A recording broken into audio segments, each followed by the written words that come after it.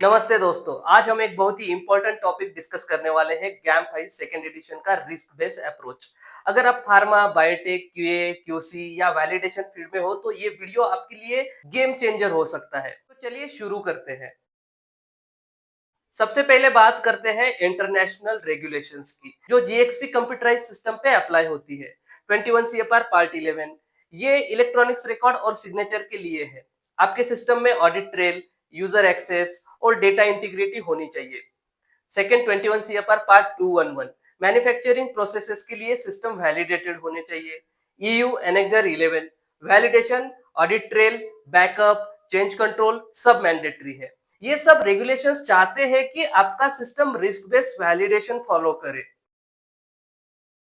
Game का मतलब है गुड ऑटोमेटेड मैन्युफैक्चरिंग प्रैक्टिसेस। गैम 5 सेकेंड एडिशन 2022 में अपडेट हुआ है, जिसमें फोकस है रिस्क बेस्ड अप्रोच पे।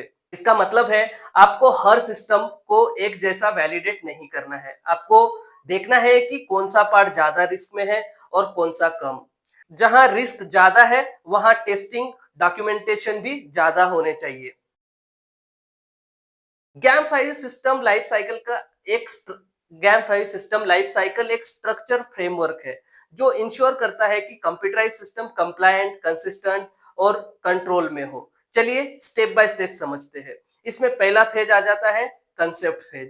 तो इस स्टेज में सिस्टम की हाई लेवल नीड डिफाइन की जाती है। इसी फेज में बिजनेस केस बनाया जाता है और इनिशियल रिस्क असेसमेंट भी होता है। सेकेंड फेज आ जाता है प्रोजेक्ट और प्लानिंग।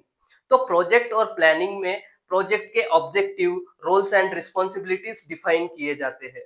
उसके बाद में इसी फेज में प्लानिंग में टाइमलाइंस, रिसोर्सेस और क्वालिटी एक्सपेक्टेशन इंक्लूडेड होते हैं।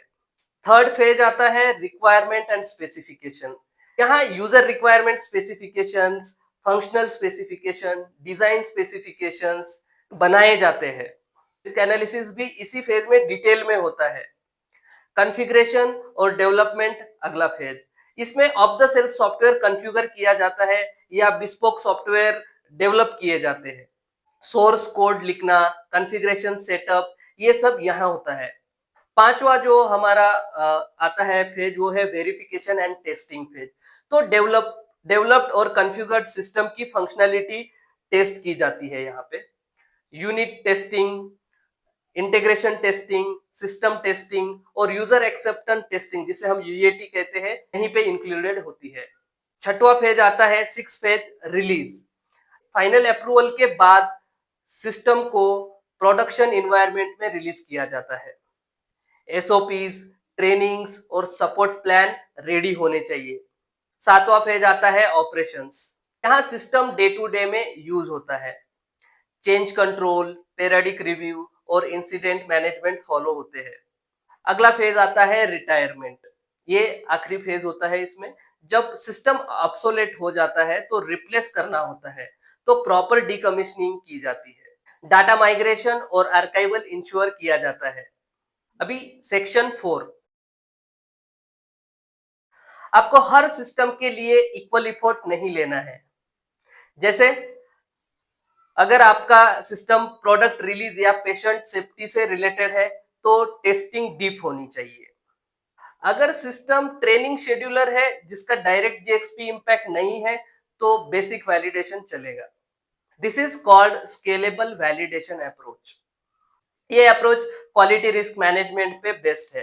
Risk is equal to severity into probability into detectability. आपको हर फंक्शन के लिए रिस्क आइडेंटिफाई करना है, उसमें इम्पैक्ट को समझना है और कंट्रोल अप्लाई करने हैं।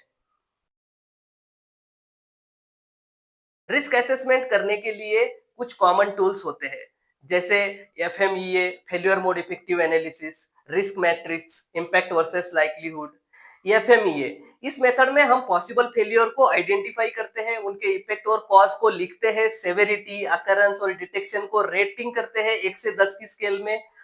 रिस्क प्रायोरिटी नंबर, जो risk is equal to S into O into D, high RPN का मतलब हाई रिस्क, इसको कंट्रोल करना जरूरी है। रिस्क मैट्रिक्स, रिस्क को प्लॉट करते हैं इम्पैक्ट वर्सेस लाइक्लीहुड के ग्रिड में। Red zone is equal to high risk, yellow is equal to medium, green is equal to low. Step by step function identify करो, क्या गलत हो सकता है देखो, इम्पैक्ट समझो, कंट्रोल्स अप्लाई करो, सब कुछ डॉक्यूमेंट करो। गैम 5 ने सॉफ्टवेयर सिस्टम को अलग अलग कैटेगरीज में क्लासिफाई किया है, जिससे आप इजीली समझ सकते हो कौन से सॉफ्टवेयर में कितनी वैलिडेशन इफोर्ट लगेगी। Category first, infrastructure software, base layer software जैसे operating system, Windows, Linux, database engine, Oracle, SQL server, virtualization platform, VMware. Example Windows server 2019, Oracle DB, VMware, vSphere. इनका डायरेक्ट जीएक्सपी डाटा से लेना देना नहीं है, लेकिन फाउंडेशनल होते हैं। इंफ्रास्ट्रक्चर क्वालिफिकेशन आईक्यू से मैनेज किया जाता है। Category 3, non configure commercial off the self, COTS B इसे कहते हैं सॉफ्टवेयर। सॉफ्टवेयर जो बिना कॉन्फ़िगरेशन के डायरेक्टली यूज होते हैं। Example Microsoft Excel, basics, Adobe Reader, WinZip. Minimal validation जैसे इंस्टॉलेशन चेक और यूजर कंट्रोल सफिशिएंट है। Category 4, configured software, standard function वाले सॉफ्टवेयर जैसे यूजर कॉन्फ़िगर करता है। Example LIMS, MES, SAP. इनमें मॉडरेट लेवल का वैलिडेशन होता है due to configurations. Category 5, custom bespoke software, specially design software for a specific organization. Example in house calibration management tool, high validation effort with full life cycle documentation required. इस पे आपको एक tip देता हूं, जितना ज्यादा कस्टमाइजेशन उतना ज्यादा रिस्क, उतनी ज्यादा वैलिडेशन जरूरत। यूजर को रिक्वायरमेंट डिफाइन करना होता है, रिस्क एसेस करना होता है और सिस्टम वैलिडेट करना होता है।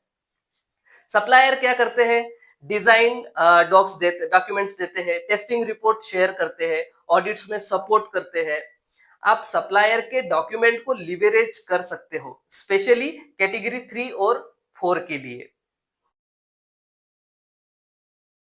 टेस्टिंग भी रिस्क बेस्ड होती है। IQ, installation qualification, OQ, operational qualification, PQ, performance qualification. जितना ज्यादा रिस्क उतना डिटेल टेस्टिंग, और हर रिक्वायरमेंट के अगेंस्ट टेस्ट केस होना चाहिए।